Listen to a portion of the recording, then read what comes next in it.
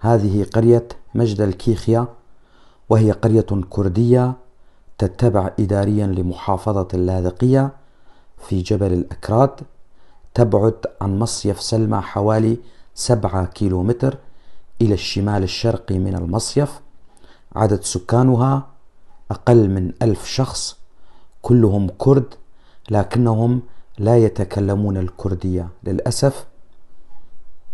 هذه المعلومات وصلتني من أبناء جبل الأكراد، وأنا ألقيها بصوتي. أنا علي عبد الله كولو، منطقة الدرباسية في محافظة حسكة، وأتمنى كما يتمنى كل الكرد الناطقين بالكردية أن يتعلم أهلنا في جبل الأكراد لغتهم الكردية، وأن يعلموها لأولادهم، وأن يسموا أولادهم بأسام كردية، فلغتنا الكردية هدية من الله مثلها مثل باقي اللغات، وعلينا أن نتعلمها.